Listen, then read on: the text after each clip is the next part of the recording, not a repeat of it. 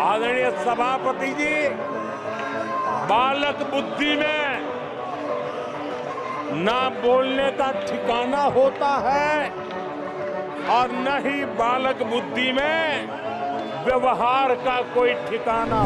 दोस्तों नमस्कार, मैं आपका भूपेंद्र नारायण। दोस्तों, माननीय मोदी जी ने जिस अंदाज में नेता विपक्ष के लिए शब्द का प्रयोग किया है वो आपके सामने है।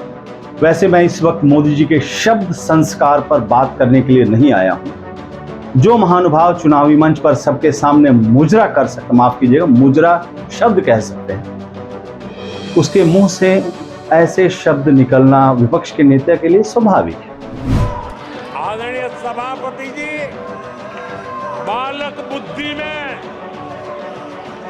ना बोलने का ठिकाना होता है और न ही बालक बुद्धि में व्यवहार का कोई ठिकाना। श्री राहुल गांधी जी को जो देश के प्रधानमंत्री मोदी जी ने कहा, उससे वह अपने आप को खुद को समझदार साबित करना चाह रहे हैं। पहले के बड़े बुजुर्ग इस टाइप के लोगों को अपने मुंह मियां मिट्ठू कहते थे और आजकल के समझदार लोग इसे अपने उल्लू मुंह पठावे मिट्ठू कहते हैं। इसके पीछे की वजह के लिए इस नजारे पर नजरे इनायत। हम इन मानवीय भावनाओं की निर्बलता में नहीं फंसते। युद्ध का एक ही लक्ष्य है, जीत, वो किसी प्रकार भी हो। तुम ठीक कहते हो। नियम, नीति, धर्म, इन सब बातों से तुम जैसे लंपट दुराचारी का क्या रिश्ता? ये तो सब लोगों की बातें हैं।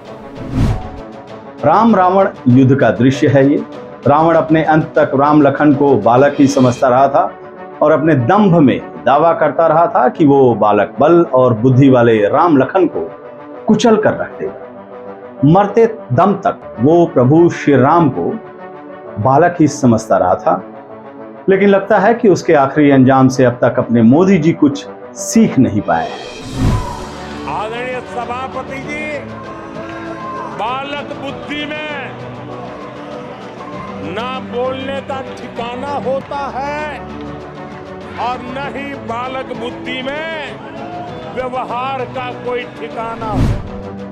और यही गलती द्वापर युग में अंधे सम्राट धृतराष्ट्र और उनके कुपुत्रों ने की थी। वो सब भी सत्य और न्याय के रास्ते पर चलने वाले पांडवों को अपने अंत तक बालक ही समझते रहे थे। कृष्ण कान्हा के बार बार समझाने के बावजूद वो पांडवों से छल कपट करते रहे थे। उनका आखिरी अंजाम भी मोदी जी को कुछ सिखा नहीं पाया है। आदरणीय सभापति जी, बालक बुद्धि में ना बोलने का ठिकाना होता है और न ही बालक बुद्धि में व्यवहार का कोई ठिकाना। पराक्रमी कंस ने भी भगवान कृष्ण को बालक ही समझा था। कंस का क्या अंजाम हुआ वो आपको अलग से बताने की जरूरत नहीं है।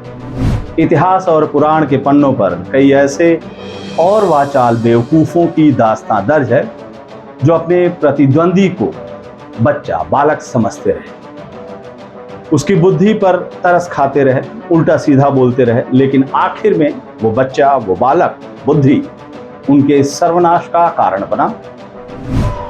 आदरणीय सभापति जी, बालक बुद्धि में